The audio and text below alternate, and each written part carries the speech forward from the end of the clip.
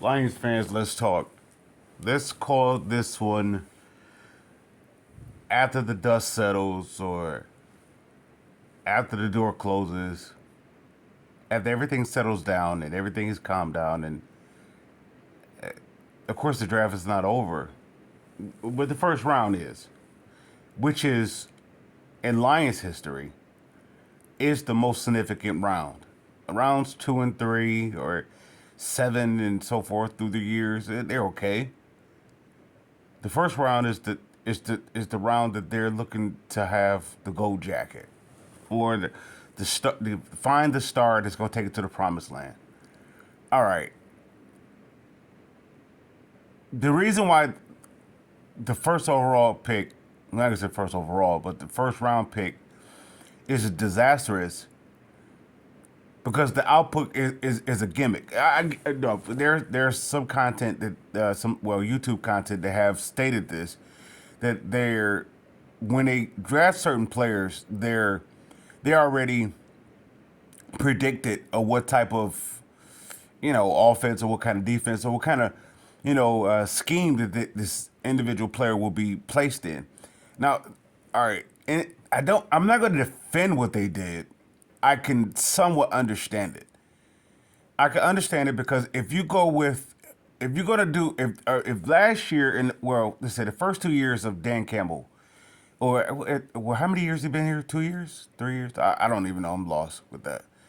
Well, let's use last year. If last year was an indication of what he's capable of doing, he's capable of doing anything. The only thing about that is you caught the league off guard by doing it. Trying to go back to that well to do it again, you're predictable. So of course you're talking about, you know, I don't want to say what's those flea flickers and double reverses and so forth, and you may go with three running backs in the backfield or whatever that you want to do, to try to best scheme it or to best disguise it, or you know try to play. All right, guess what we're gonna do? It worked the first year if you do it, and the second year, here's the reason why it won't work, because nobody cares. What I mean by that, not the fans or not the Lions fans or anything like that. The opposing team doesn't care. They don't. 9-8. If put it this way, if you didn't win the division last year, nobody else cares. Because you're not. The Lions is not a threat. They never was a threat. They appeared to be a threat. If they was legit, they would have went to this offseason making themselves terrifying. They didn't. Every player that they brought in here, you have so much game tape on that you can expose them. In other words, you can have the player to use the player against themselves.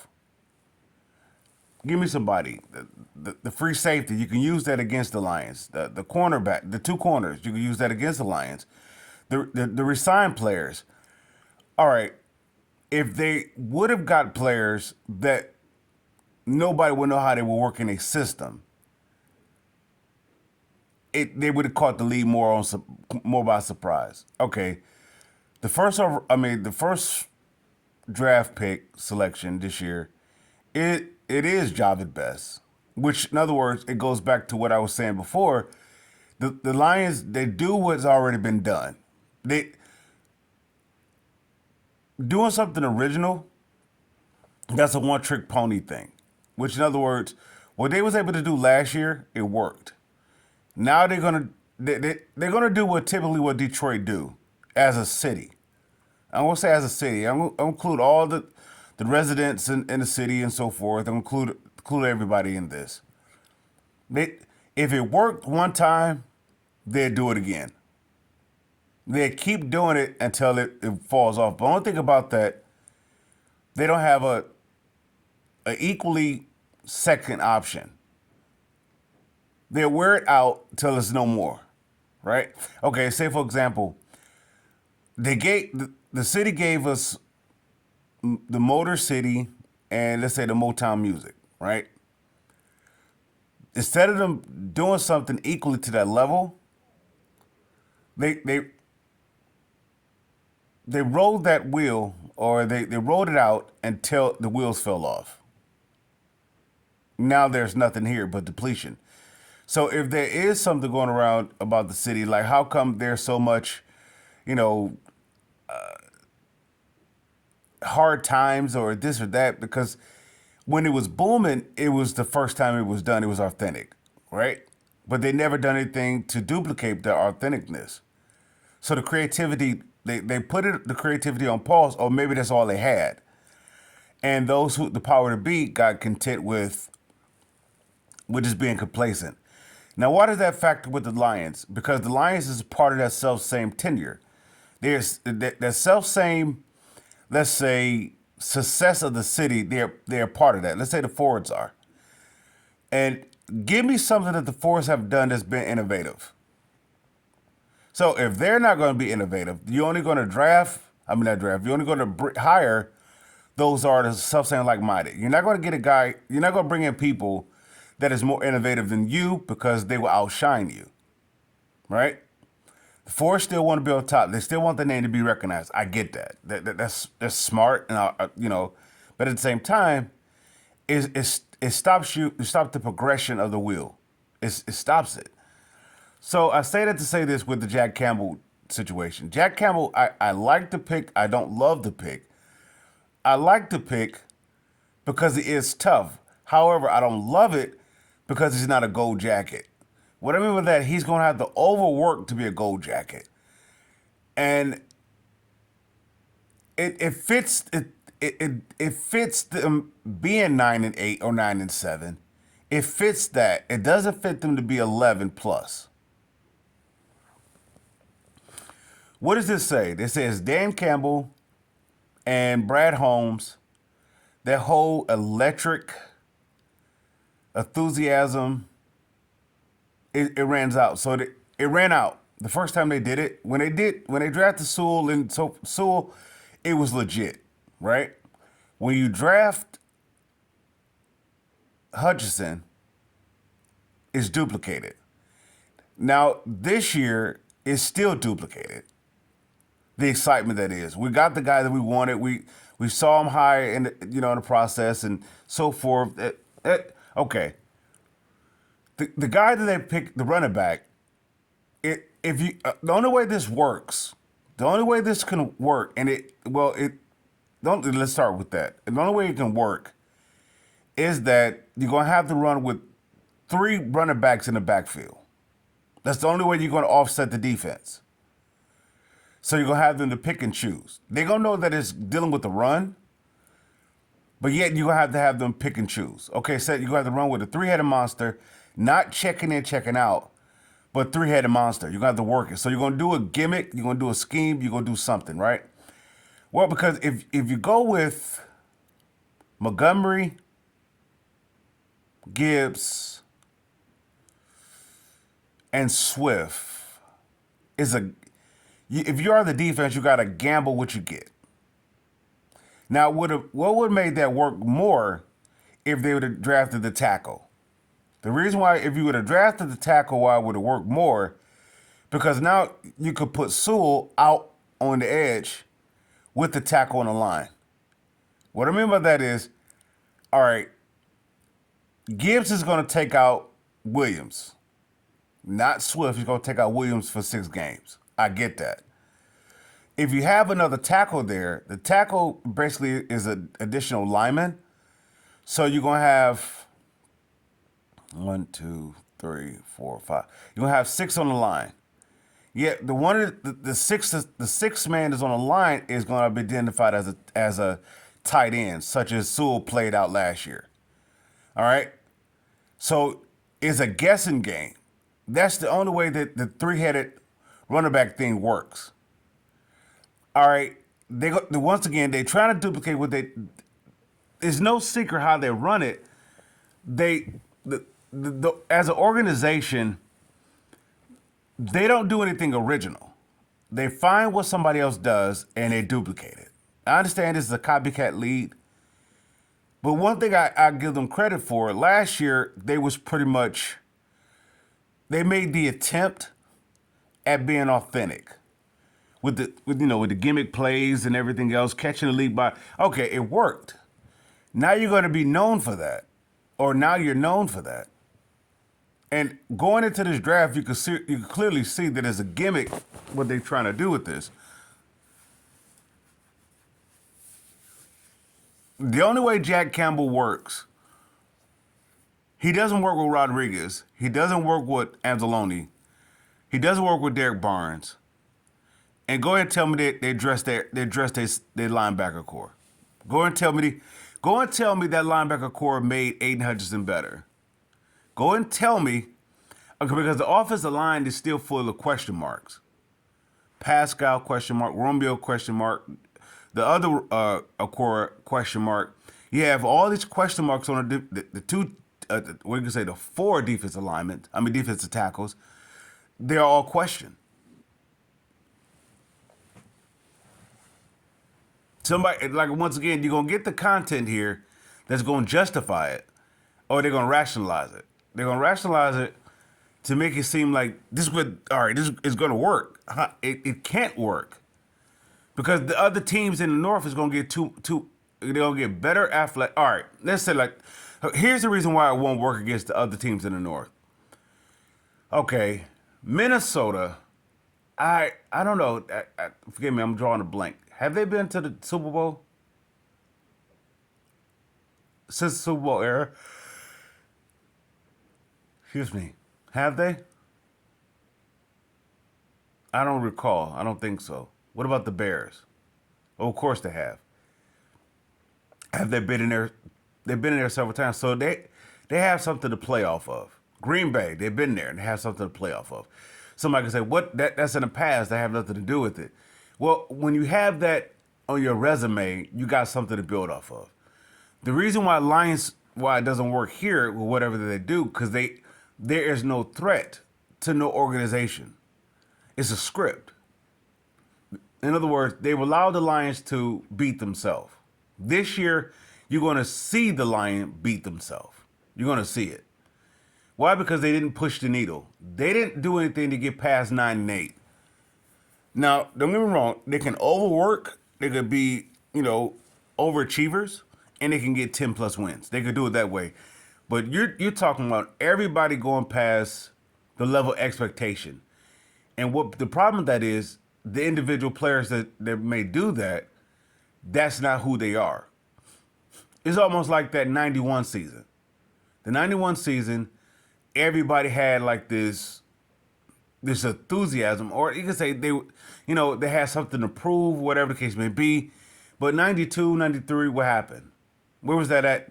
Where was they at? Where was all that? I want to say mustard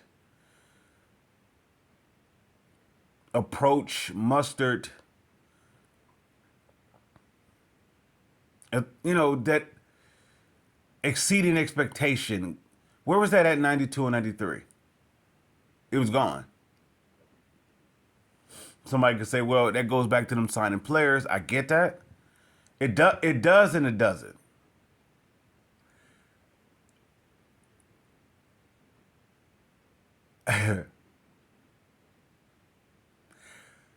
How Detroit is ran as a city is with the half and half nots.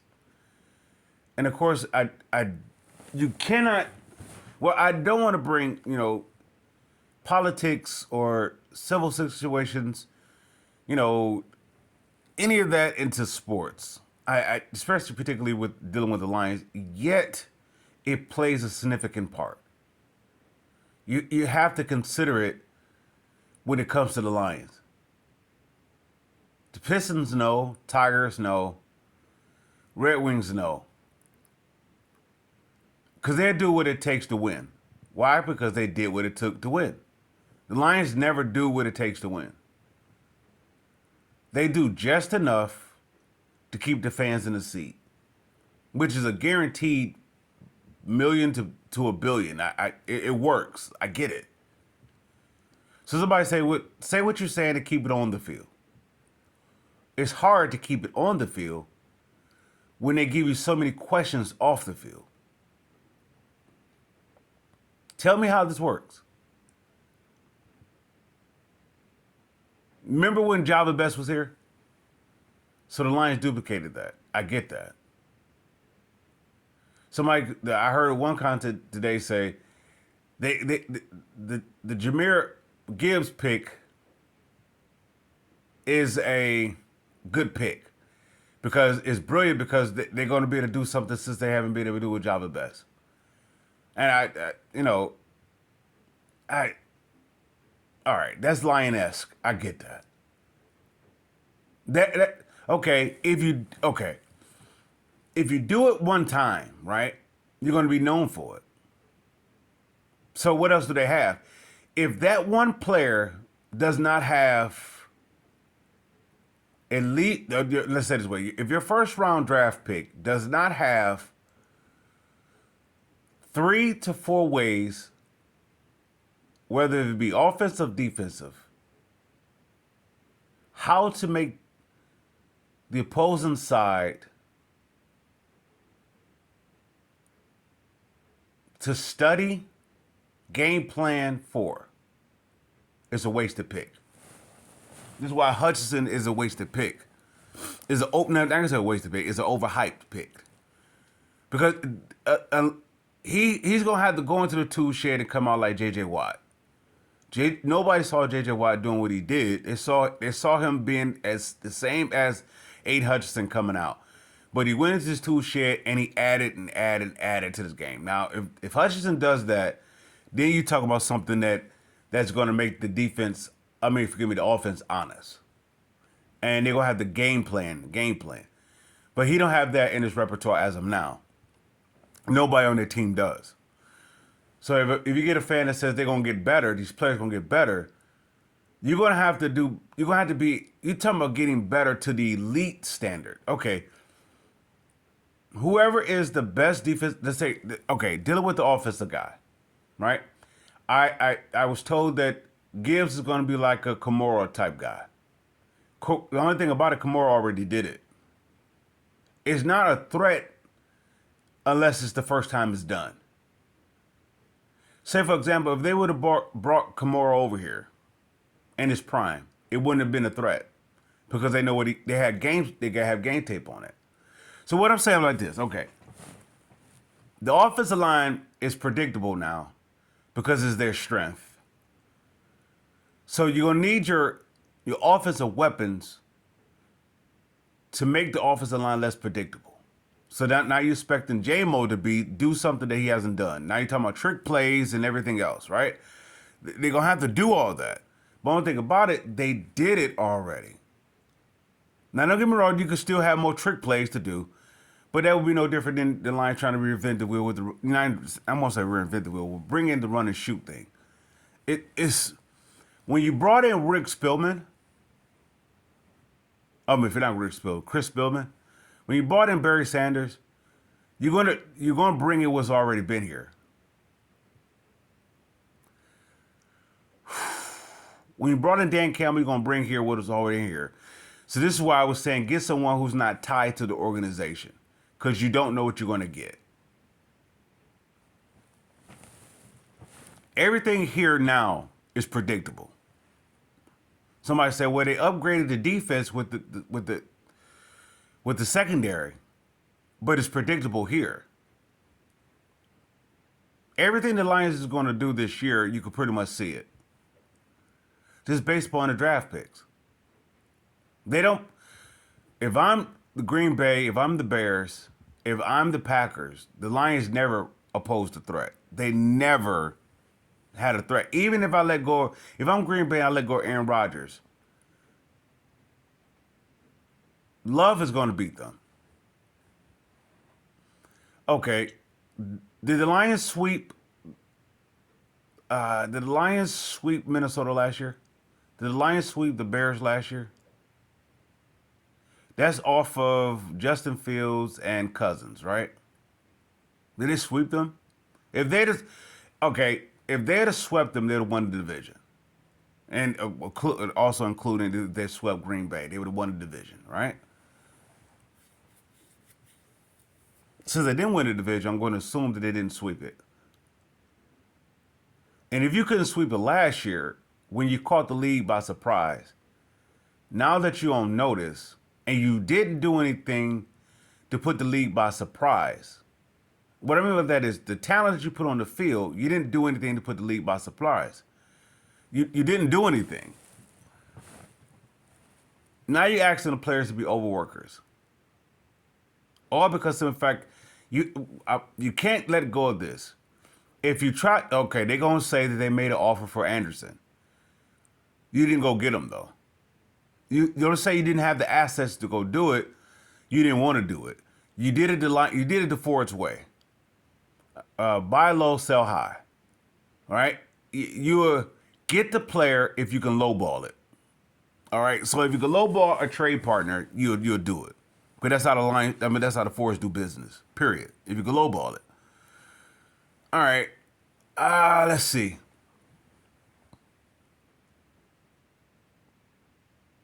There's no way this can work. There's no way. If it works, the players overachieved. Yet it's not who they are. So it would be just as that you could say that I don't know it was a label for the 91 run. And yeah, I'm calling out Herman Moore. And I'm calling out Barry Sanders. I'm calling out all that because it was a mirage. It's not real. It's almost the same. Who is that? Michael Strahan said years ago when the Lions made the playoffs. I believe there was a 9-and-something team, and they made the playoffs. And they said this is like the worst this is like the worst, playoff team in the league. And because they didn't pose no threat. They got by. They got in. And that's what the Force hope with this team. If they get in, it's because they got by. Because that's how it's ran. It's ran, okay, after the sun has set and everything has settled, all those coaches that you brought in is over. The newness of it, the freshness of it is gone. They didn't do anything to move past it. They're still banking on that it still can work. This is failure written all over it.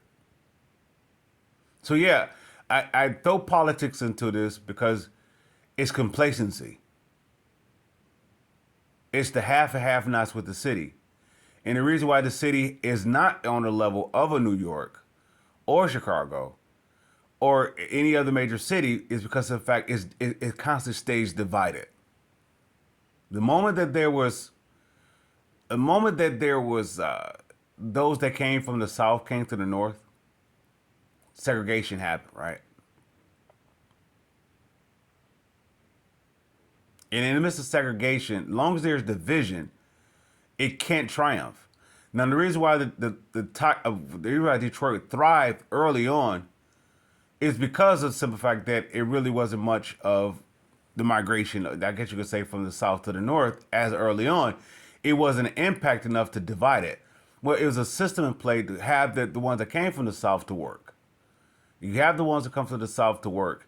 They have a game plan. But those that came from the South wanted actual equal rights, there's a problem. So now you get the riots and you get everything else to happen. So there's a big, huge, it is a ripple effect. Now, what does all of that have to do with it still ran the same way. The Force still run the business the same way. You cannot give me one legitimate reason why you don't draft. You can trade up to go get a broken receiver, right? You could also trade back to go get a running back. That's a one-trick pony. Now, Quinn got bashed for Okudah being drafted 3rd overall. They got bashed for Okudah and even, let's say, Tavai, right? Jack Campbell is their Tavai. And Gibbs is their Jeff Okudah pick. Now they held the fans held Quinn to the standard because they didn't like Patricia, and they didn't like the whole New England thing. They didn't like it, so there was no way they was going to succeed here. They didn't like it, so they held Okuda to the standard. If you're not a Hall of Famer or if you're not putting up these numbers out the gate, it's a busted pick. Immediately, this was addressed. So what do you want? What standard are you going to hold towards Gibbs then? If he doesn't duplicate what Barry Sanders does? I'm not talking about being electric in the backfield. I mean, you can't do. You have to go to the heights of Barry Sanders. The level of Swift is not good enough. The level of Kamara is not good enough. You got to go to the heights of Barry Sanders. If not, it's a wasted pick. It's not so much a wasted pick. It's a typical pick. Which should actually, I would say this. If I'm St. Brown, I'm getting out of here. The reason why Goff doesn't have to get out of here, because he's Stafford-esque. They like Stafford. They like Goff. They take care of them. They don't. It's almost like have that when you had the Lions organization before Quinn got here, you had those upper management positions where they was up there for like 50 years, and the team never won in 50 years. So Goff could have his seat like that. Matthew Stafford, if you want to, could come back here and get that seat like that. If they like you, they like you. That's why Matt Millen was here for like 30 years. If they like you, they like you. It doesn't matter if you win or you lose. It doesn't matter. And it still comes down to that. The reason why it doesn't matter, because they didn't get any talent to make them win 10, to have them to win 10 games. They have enough talent to win 9 games. The only way they won 9 games is because they caught the league off guard. With everything, they were distracted with the coaching things and everything else. And quite frankly, also, the other opposing team didn't care. They didn't care about the Lions. Say, for example, when they played against the Panthers, the Lions was a better team than the Panthers. So why did they lose? Because the Panthers, like the Lions don't pose a threat. Even if we're not as a better team than the Lions, they still don't pose a threat. There's not one team in the North that is threatened by the Lions. Because if you put this on paper, what are you threatened by with the Lions? Go ahead and say J-Mo. Go ahead and tell me the offensive line. You're going to say the offensive line is good, but the offensive line is only good as the running game and the passing game, right? Jared Goff doesn't pose a threat to them, right? But the running game is predictable now. It's predictable. Why? Because, in fact, the running game is predictable because your defense is not dominant. Why? Because your linebackers are predictable. Your defense, unless the Lions do the unthinkable. No, I wouldn't even say unthinkable. Unless the Lions do the unlioness move, which is go get talent from somebody else, which is backwards, because if the talent is on the board for you to take for yourself firsthand, it's clear that you're saying that you can't develop, you're afraid of it. So you go get somebody else somebody cast off, so second over. So now you're talking about the likes of, when you had the chance to draft them in the Hockenson trade, you didn't get those players. You're talking about getting those players now. Even if they go get Aaron Donald. Now, if they get Aaron Donald, the fans is going to be a plus-minus thing done with the fans. The fans are going to like it because actually, I would actually love it.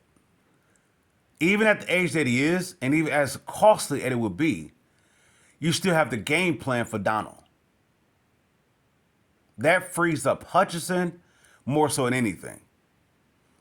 And it allowed Jack Campbell to be better if you get an Aaron Donald, all because you have the game plan for Aaron Donald. Even at the age that he is, you still have the game plan for him. Other than that, no defensive tackle on this team you have the game plan for.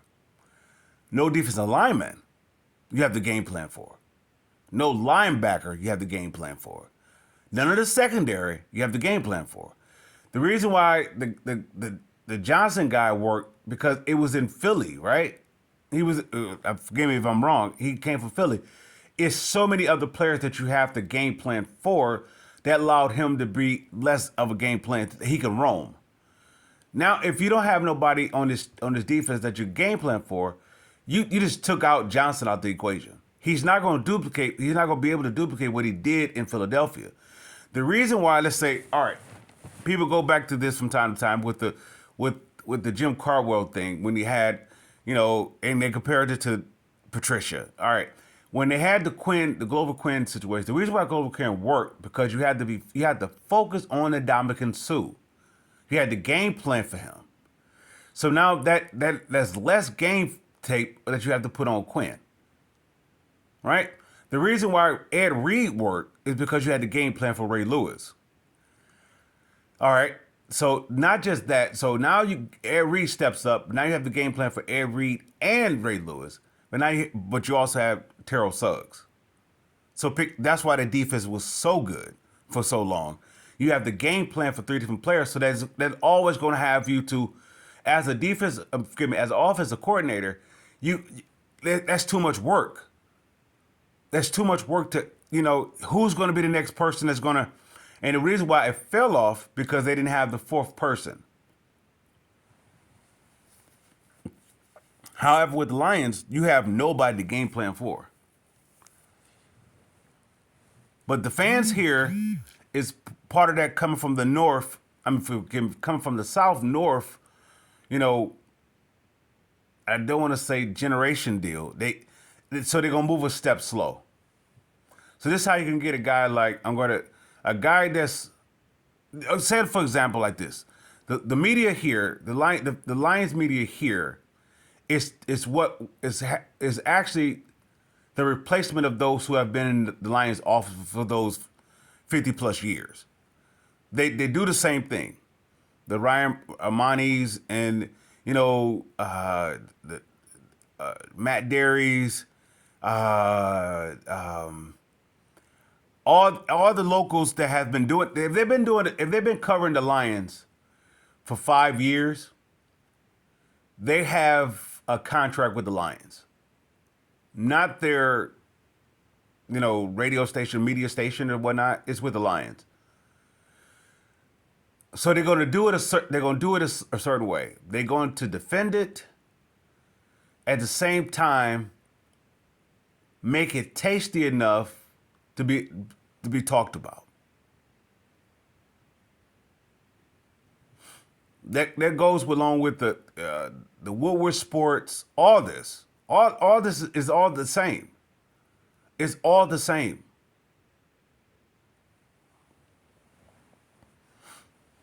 It's politics. You don't want to put politics involved with the sports, but at the same time, when it comes to the Ford, it's about money more so than it is about winning. So I get that as a business, having it as a secondary business, I get that. The only thing about it is it doesn't bother them that it runs out because they made their money off the top. The fans, on the other hand, they catch on too late. So if I'm St. Brown, I'm getting out of here. I'm not signing an extension. And they're going to offer you a comfortable situation based upon that it appears to be better than 9-8. If I'm Sewell, I'm getting out of here. Decker is too late for him. He'll have to get traded. He can't get out of here. He signed that contract. They got him with the okie doke that, okay, it can move forward. The same way they did with Calvin Johnson. The reason why Calvin Johnson signed the extension because they can move forward. The reason why Stafford signed the extension is because he could be comfortable. It's a difference. Okay, how do I know? Calvin Johnson couldn't get out of his contract. He couldn't he couldn't get traded like Stafford. Stafford could get traded by saying, I want to go. They're like, okay, that's the proof right there. Calvin Johnson wanted to go. They wouldn't let him go. There's a difference. They make money off of Calvin. You cannot make money off of Stafford. The money that they make off of Stafford is off of that he has Calvin Johnson. Without Calvin Johnson, Stafford is not. Somebody could say, well, Stafford had his best year, had some of his best years without Calvin Johnson. He doesn't have a name without Calvin Johnson. Calvin Johnson bailed him out. So with that said, Stafford's still not a threat with Marvin Jones, Kenny Golladay, and Golden Tate. He's not a threat with that. Even with the Reggie Bush, it was a one-trick pony. Then it fell off, right? Because if Stafford was, if he was what he was that year, with that four, then he would duplicate it the second year. Because that would be who he is. He's not who he is. That's what I'm saying about the local media here. The only one that I will get credit for is Valente. But then I'm going to say now, even Valente is bought and paid for. Watch what happens. He's going to do the iffy thing. All the content here scratch their head with their selection, which is the proof. This is what they do. Now, what I'm saying is not is enough knowledge, whatever. It is enough knowledge to have people to question things, but it's not enough knowledge to get people to stop being a Lions fan or to force us to do it differently. It's not enough. Is this any different than having the brown paper bags over their face when the Millen era was taking place? Is this any different? Somebody say, yeah, they winning. They're not winning. 9-8 is not winning. It's a winning record. 9-8 is not winning. If you was a winner, you would have won your conference. I mean, if you won your division. If you was a winner, because it was given to you. Carolina gave it to you. Minnesota gave it to you. They gave it to you, and you didn't take it. What I mean, the Carolina game, they gave it to you to take it, and you didn't take it. Minnesota gave you the division to take, and you didn't take it. The Bears, the Packers, they gave it to you, and you didn't take it. This organization is not based upon winners. If so, they would have demanded to win a division when it was in sight. Or they would demand them to win a division now. They wouldn't say such things such as, well, the game plan is actually to work hard, to get better, to go after the division. No, it would be win the division or less, or you're fired. Somebody would say that's unfair. Why wouldn't that be fair? Why wouldn't that be fair? You're 9-8. Why wouldn't it be win a division or you're fired? And what I mean by win a division, you should win the division 10 plus. If you duplicate what you did last year, you went backwards. So you should get fired. Because if everything is being stated correctly, that the division got worse, well, then there's no reason you should win 10 wins. There'd be no reason. Not just win the division, you should win the division by a landslide. Because you won 9 games. If you're that legit, or you're so much legit, you got better. Especially with the talent they brought in, they got better. Then you should win 10 plus games, easily. Somebody said they got a harder record. You won 9 games. The record was hard last year. So that would be the point what I'm making. They didn't get better talent. They got scotch tape talent. It's there just to hold up to get the fans in the seat. I get that. From a business perspective, it's brilliant. Yet if you guys are looking for a winner, a Super Bowl winner, it's not going to happen here. It can't happen here how they do it. With that said, Lions fans, I salute.